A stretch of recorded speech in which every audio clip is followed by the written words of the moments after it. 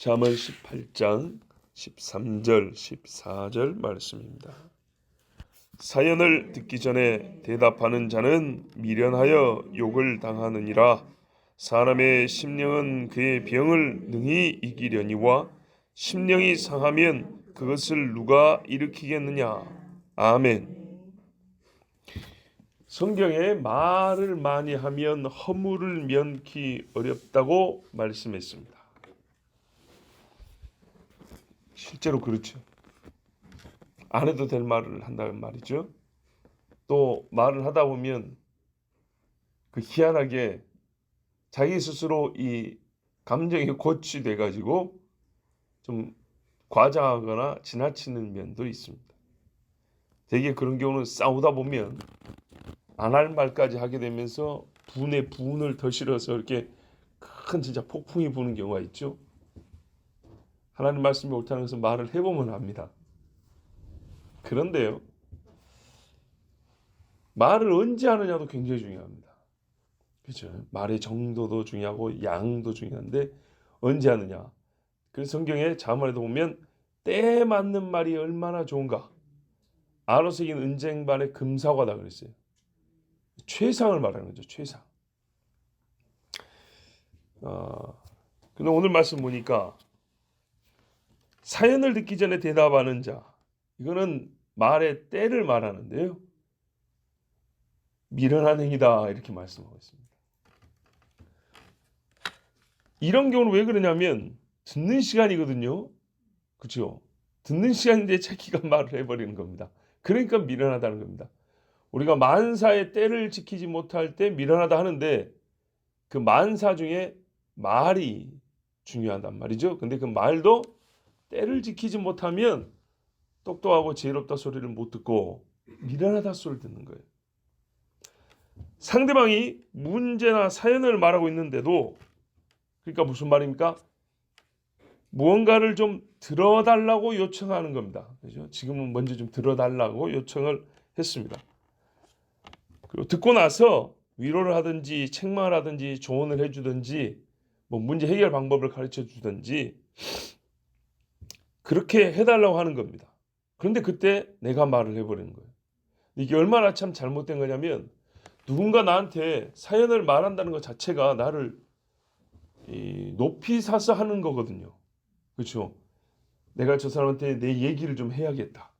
또는 저 사람에게 내 얘기를 좀 해서 뭔가 좀 도움을 받아야 되겠다는 것은 일단 누군가 나한테 그런 말을 한다는 것은 들어줄 만한 사람으로 또는 뭔가의 해결 방법을 그래도 좀 본인보다는 더 나은 방법을 가르쳐 줄 수 있는 사람으로 생각하고 말하는 중인데 그 높이 사서 나를 보고 얘기를 하고 있는데 그 높이 살 이유가 없게 만들어버리는 게 바로 말을 다 듣기도 전에 대답을 하는 겁니다. 때로는 그 대답이 뭐 안 들어봐도 맞는 수도 있겠죠. 그런데 이게 이제 습관이 된 경우에는 어떻게 됐습니까? 맞는 경우보다 틀린 경우가 많을 테고 대답이라고 해주지만 아무짝에 쓸모없는 경우도 많을 테고 오히려 말하는 사람을 섭섭하게 하거나 불쾌하는 경우가 훨씬 더 많을 겁니다. 그죠?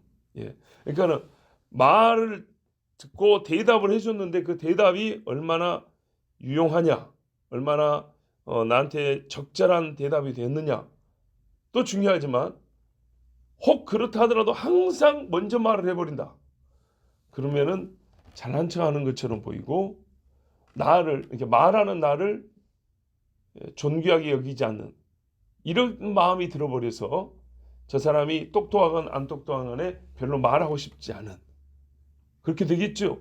자, 그러니까 남이 말하는 시간까지 내가 가로쳐서 말하는 것은 남의 시간만 뺏는 것이 아니라 그 사람의 인격에 대한 존대함이 없는 표가 되기 때문에 이거는 상당히 잘못된 것이고 어리석은 행위가 되는 겁니다. 서로가 서로를 높여줄 수 있는 시간이 됐거든요. 먼저 상대가 나를 높여주기 때문에 내가 들어주는 시간에는 듣기만 해도 그 말하는 상대를 존대해주는 표가 될 것인데 아주 무슨 효율성만 따지는 것인지 그냥 말 끝나기도 전에 계속 말을 해버리면 말하는 사람을 하대하는 느낌이 들어서 서로 관계가 멀어지고 신뢰가 떨어질 수밖에 없습니다. 그러다 보면 이제 허물이 또 많아집니다. 말하는 나의 허물이 많아집니다. 자, 무례하게 되고 상대방을 존귀하게 여기지 않는 표가 되어서 나 자신이 참 어리석구나라고 스스로 생각할 수밖에 없는 그런 일이 바로 사연을 듣기 전에 대답하는 겁니다. 그러다 보면 어떤 일이 벌어지냐면요. 잘못 판단하고 실컷 말해놨는데 나중에 듣고 보니까 이게 아닌가비요 한 때가 있어요. 제 역시도 여러 번 있습니다. 오늘 이 말씀 보니까 딱 내 이야기예요.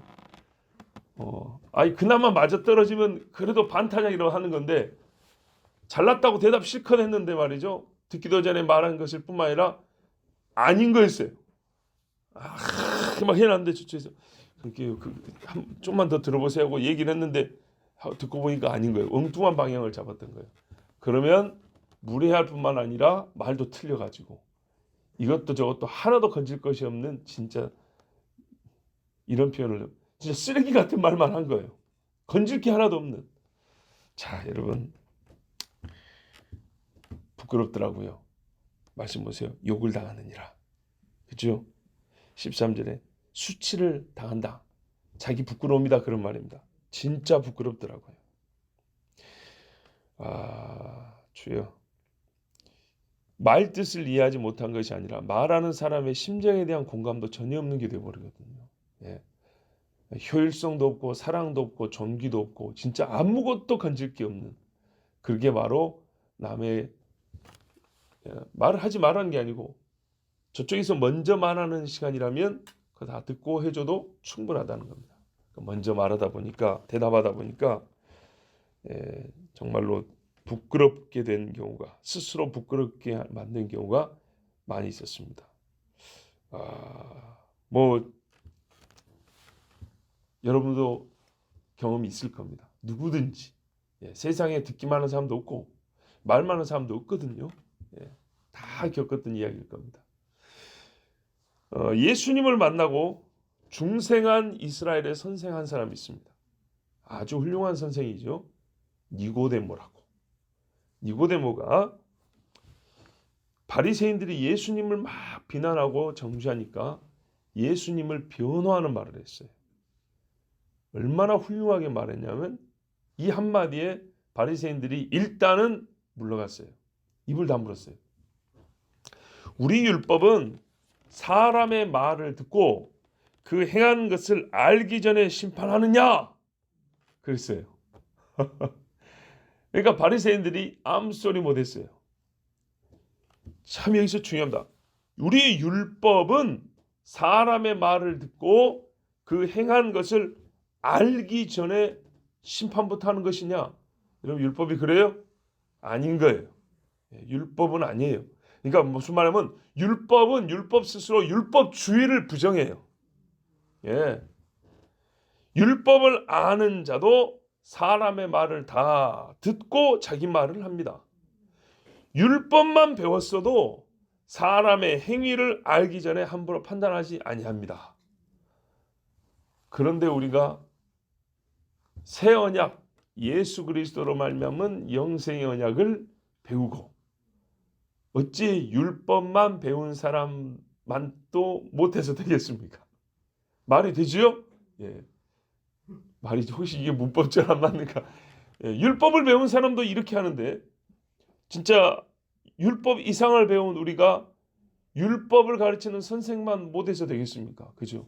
율법을 가르치는 선생도 다 말을 듣기도 전에 행한 것을 알기도 전에 판단하면 안 되지 않냐 그랬더니 수긍을 하고 물러갔는데 우리가 더 지혜로운 하나님의 사람이 되어서 남의 문제나 사연을 듣기 전에 함부로 대답하고 그래서 자기 부끄러움을 취하는 사람이 되어서는 안 되겠지요.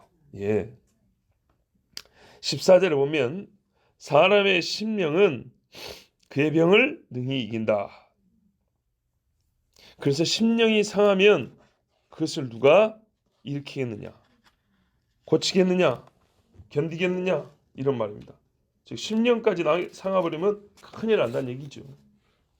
자, 사람의 몸에 병이 있어도 영이 강한 사람은 병을 이겨내고 사람들이 기대하는 수명보다 더 오래 삽니다. 영적으로 건강한 사람은 더 오래 삽니다.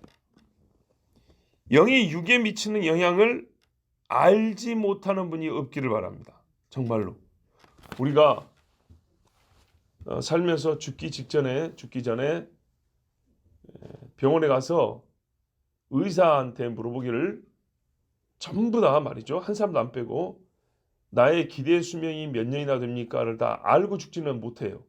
그래서 이 사람이 실제로 그의 영의 건강함에 따라 육이 얼마나 더 건강한지를 우리가 체크해보지 않아서 그렇지, 만약에 한다면 영이 건강한 사람은 그렇지 못한 사람보다 확실하게 오래 산다는 것을 알 수 있습니다. 문득 말이죠, 이런 생각이 들었어요. 뭐 본문과 직접 상관이 있는 건 아닌데 이런 책이 있어요. 질병은 어떻게 만들어지는가? 질병은 이렇게 만들어진다? 뭐 하여튼 이런 류의 책이 있어요. 그런 류의 책들이 있는데 어제요, 쌓아놓은 책이었는데 제가 읽어보진 않았거든요. 근데 커피를 엎지른 바람에 바닥을 닦다 보니까 그 책이 맨 밑에 있었어요. 그래서 다른 신앙 서적보다 이런 일반 서적이 젖어서 너무 다행이다 했는데 그 제목을 보면서 그래, 나한테 이런 류의 책이 몇 권 있긴 있는데 하면 생각하죠. 이거 분명히 아프지도 않은 사람인데 아픈 사람으로 만들어서 돈 버는 의료계 이야기일 텐데 제목이 그렇잖아요. 생각을 해봤어요. 아, 이렇게 했구나. 이런 일도 있을 수 있겠구나. 자, 무슨 말이냐면 나에게 있는 병이 누구나 살면서 갖고 있는 병이에요. 근데 그거는 생명에 크게 지장이 없어요. 그런데 병원에 왔더니 그게 생명에 지장이 있는 병으로 나왔어요. 의사가 말하니까 그런 줄 아는 거죠. 몰랐으면 10년 사는 건데 생명에 지장이 있는 병으로 의사가 진단한 다음에 뭐라면 3년 산대요. 3년. 그래서 자기가 시킨 대로 치료를 해야 된대요. 10년 살 거를 3년 산다고 진단해 준 다음에 모르니까 수천만 원 수억을 낸 다음에 5년 살게 해줬어요. 여러분 이런 경우 없다고 생각하세요? 차라리 암인 줄 모르고 사는 게 훨씬 나아요. 병원에 가면요, 보통 암 하면은 3년, 4년, 뭐 몇 기면 이대로 두면 몇 년 이렇게 말해요. 근데 잘 보세요. 저 사람이 어디 아프다는데 나도 그 자리 똑같이 아프거든요. 근데 나는 병원 안 가고 나는 10년 동안 여기가 아파 이러면서 사는 사람 있어요. 근데 어떤 사람은 같은 자리에 같은 증상인데 오히려 덜 아픈데 병원 갔더니 뭐라고 해가지고 막 근심 걱정해 이러면서 독한 약을 쓰더니 머리 빠지고 이빨 빠지고 피부는 쪼그라들고 맨날 허리 구부러지고 막 어디 아프다 저기 아프다 막 이러면서, 그리고 다른 생활은 거의 뒷전이고 이제는 병원 가만 가깝게 친구 삼아 살다가 생각보다 빨리 가시는 경우가 얼마나 많은지 몰라요. 제가 본 분들 중에는 암 환자들은 되게 그랬습니다. 어쨌든 적당히 신방도 가보고 했는데 진짜 크게 아픈 사람 아니고 똑같이 생활했는데 갑자기 무슨 병명을 진단받은 후부터는 진짜 환자가 돼가지고 빨리 가십디다. 다. 차라리 어디 좀 통증이 있더라도 그거 견디고 사신 분들이 오래 살고 자기 할 일 다 하지. 그냥 병원에 일단 들어가서 몸을 거기다 딱 집어넣은 순간부터는 헤어나오지를 못하더라고. 아, 그럴 수도 있겠다. 충분히 그렇겠다라고 생각했어요. 그리고 그런 사례가 의사가 아닌 우리가 보기에도 의심스러운 일들이 많습니다. 저번에 한 말씀 드렸죠. 저희 처가의 이모분이 진짜 쌩쌩했어요. 근데 어디가 조금 아프다 해서 병원 갔더니 큰 병이다 그래가지고 혈액암이다 그랬잖아요. 그런데 그 뒤부터는 진짜 환자가 됐어요. 근데 문제는 뭐냐, 의사가 이렇게 말했어요. 이 약을 쓰면 어쩌고 저쩌고 이제 얘기를 했어요. 그런데 약을 썼더니 더 아픈 거예요. 근데 의사가 하는 말이 뭐예요? 안 그랬으면 더 아팠을 거라고. 자, 이러면 여러분 의사 말을 듣겠어요, 안 듣겠어요? 듣겠죠. 일반인은 다 듣게 됐어요. 자, 그 다음에 결정적으로 돌아가시게 된 경우는 어떤 경우였냐? 검증되지 아니하고 실험도 제대로 끝나지 않은 약이었어요. 그래가지고 먹을수록 몸이 더 약해지는데 의사가 친족 가족들한테 뭐냐면 화를 내면서 나를 못 믿냐고. 내가 의사인데. 그러다가 한 달인가 두 달 만에 가셨어요. 아무 해명이 없습니다. 심각하지 않습니까? 돌아가셨다고요. 자, 영이 육을 지배하는 거 얼마나 중요한지 여러분 봐보세요. 이제 이거는 제가 좀 말씀을 좀 밖으로 얘기한 건데 우리 건강에 대한 관심이 많기 때문에 일단 잠깐 말씀드립니다. 그러니까는 너무 지나치게 의사를 의존하기보다는 하나님 앞에 진짜 고쳐달라고 기도하는 것이 훨씬 중요합니다. 우리 여기 보면은 갑상선 아파가지고 고통받는 분들 많죠. 병원에 안 갔으면 그냥 좀 아프다 하고 10년, 20년 살았을 거예요. 농담이 아니고 지금 갑상선 아프다 하는 분들 못지않게 저도 이 주변이 10년 이상 아픕니다. 지금 12년 아픕니다. 12년, 11년 이상. 농담이 아닙니다. 2010년 캄보디아 선교 가기 전부터 아팠고 얼마나 아팠는지 내가 갔다 와서 병원 가리라 했어요. 지금까지 안 가고 사는데 약 안 먹어도 목소리 쩌렁쩌렁하고 숨 쉬는데 지장 없고 똑같이 살죠. 만약에 내가 갔으면요.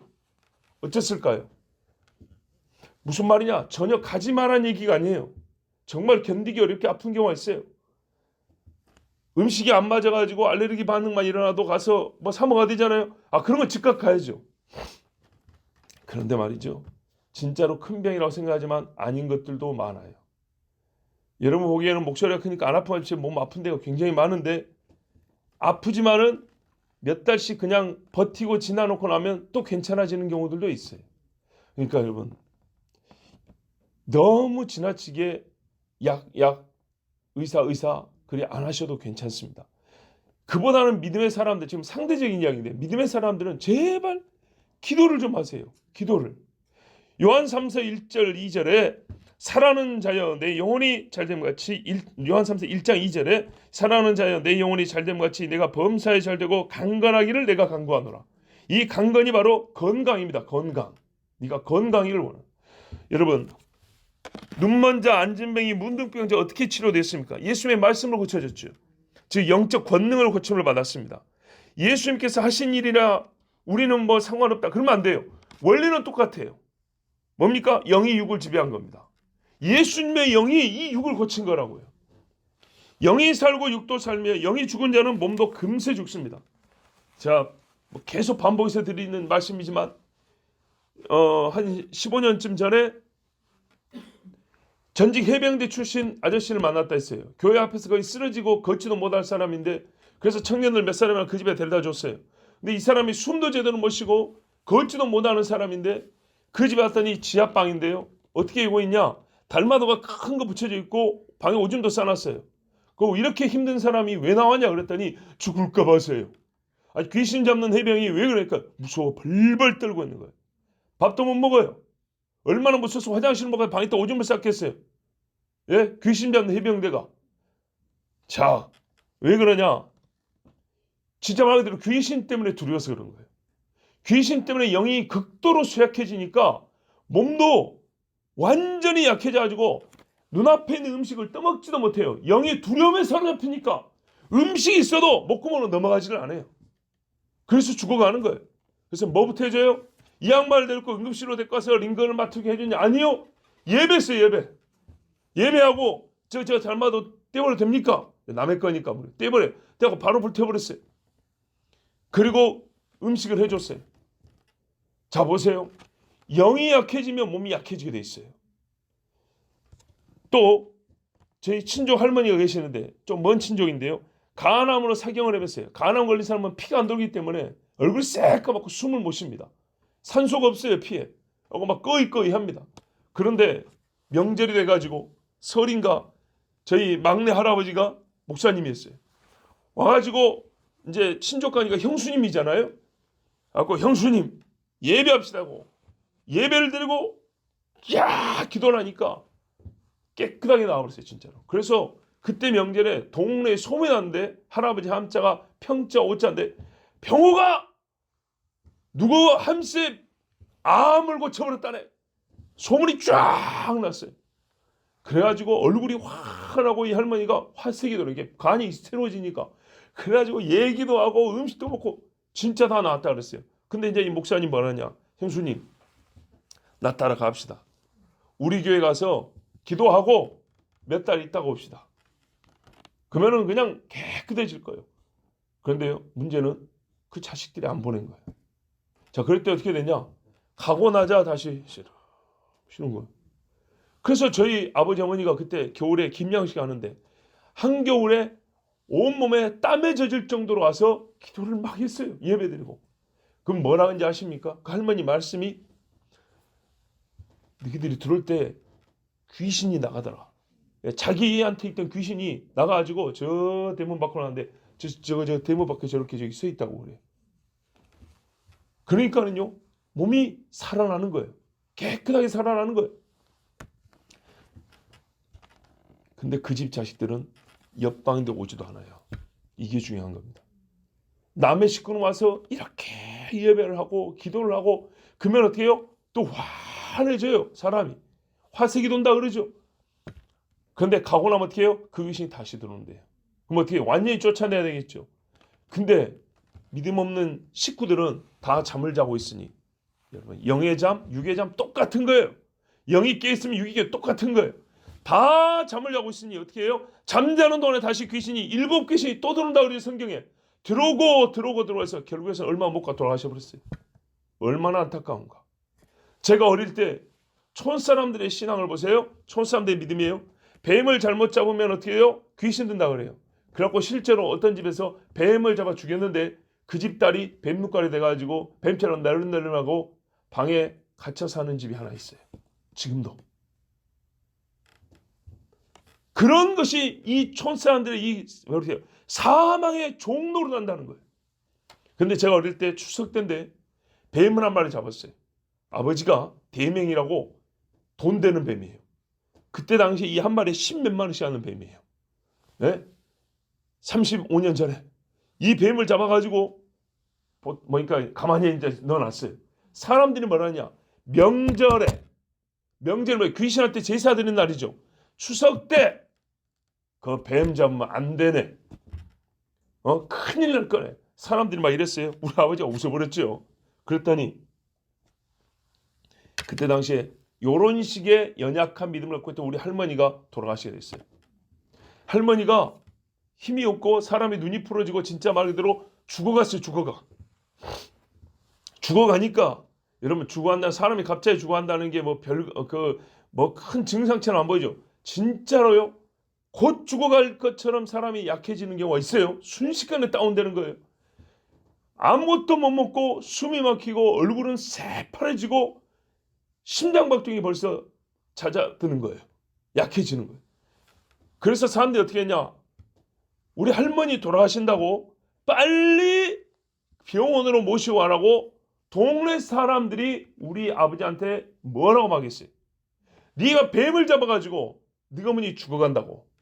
그래서 같이 신앙생활했던 고모도, 우리 아버지 못지않았던 당시의 고모도 오빠가 왜 지금 이러고 있냐, 빨리 어머니를 모시고 큰 병원으로 가야지, 왜 이러고 있냐고 진짜요. 온 동네 사람 난리였고 오죽했으면 죽는다고 우는 사람도 있었어요. 할머니 죽는다고 와가지고 찾아보고 우는 사람이 있었어요. 진짜요. 산송장이 됐어요. 그때 아버지가 뭐라 하느냐, 이기서 조금 지나면 할머니 돌아가시면 부모 죽인 자식이라고 진짜 천하의 불효자식이 될 수 있는데 우리 아버지가, 제가 그래서 아버지 믿음을 못 따라 뭐라 그랬냐면 이거 죽을 병 아니요 그랬어요. 이거 병이 아니고 여러분들이 말한다시피 믿음이 없어요. 귀신 든 거예요. 귀신. 딱 보면 이거 모르냐고. 예? 세상에 전마다 딱 보면 아는데 이렇게 우리 어머니가 아팠던 사람인데 갑자기 지금 뱀 한 마리 잡아가지고 이거 말 그대로 믿음이 없으니까 이 뱀의 두려움을 가지고 귀신 든 거예요. 그래가지고 온 식구들 다 오라 그랬어요. 자, 오라 그래가지고 하나님 앞에 예배했어요. 마귀들과 싸울지라 막 부르면서, 그리고 손 딱 짚고 기도했어요. 어떻게 됐을까요? 그 자리에서 살아났어요. 예, 그 자리에서. 여러분, 사람의 심령은 그의 병을 능히 이긴다. 아멘. 하나님 말씀입니다. 그렇게 강력한 영의 힘입니다. 그런데 여러분, 이제 영의 병들면 어떻게 될까요? 뭘로 고치죠? 그러니까 바보 같은 사람들이에요. 영이 육을 지배하는데 영이 병드니까 뭐래요? 달리기 하래요. 옛날에 우리 자매 한 명 있었죠. 그렇죠? 그 무당집에 자매 우리 왔다가 이제 또 사이 나갔잖아요. 그 자매 교회 목사니까 그랬대요. 이 눈이 돌아가 있는 자매가 있는데 시뻘건 눈을 갖고 있는데 말이죠. 목사님, 제가요 이랬어요. 근데 그 교회 목사님 뭐냐냐, 네가 몸이 약해서 달리기를 좀 해갖고 몸의 건강을 좀 증진시켜라 그랬대요. 뭐 말도 안 되는 소리입니까? 기분 나쁠지 모르지만 너는 귀신 들어서 그런 거다. 달리기는 달리기대로 뭐 그거는 네 진짜 뭐 체력 증진해서 하든지 말든지 알아서 하고 바로 오늘 밤에 와서 예배하고 기도하자. 우리 그래가지고 그때 얼마나 기도했습니까? 예? 그래서 그 정신이 돌아와가지고 우리 교회 홈페이지를 그 자매가 만들었어요. 4년 전에. 자, 보세요. 큰 근육과 영양제가 영을 치료할 수 있습니까? 아닙니다. 심리치료로, 여러분, 심리를 치료해서 영을 치료할 수 있습니까? 말도 안 되는 소리입니다. 영이 치료되면 심리치료가 되는 겁니다. 영은 어떻게 고치냐? 더 높은 분의 영으로 고침을 받습니다. 영은 영으로만 고칩니다. 엘리야의 상한 심령을 고친 것은 여호와의 영께서 주시는 말씀이었습니다. 다윗의 영이 사망에 빠졌을 때 깊은 수렁에서 건진 이는 주의 성신이었습니다.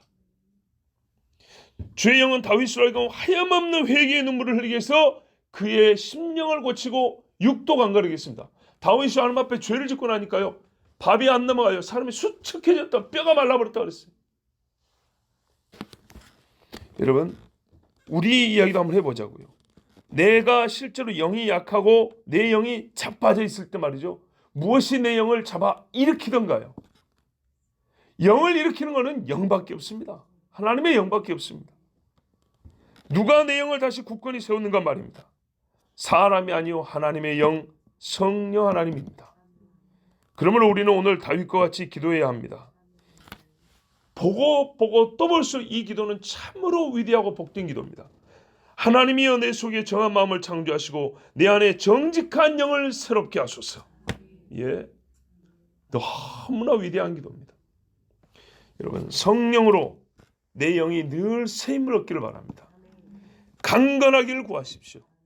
그러면 그 건강한 영을 가진 하나님의 사람으로서 육체의 강건함도 보존할 수 있고요, 입술의 온전함도 얻을 수 있습니다. 아멘. 기도하겠습니다.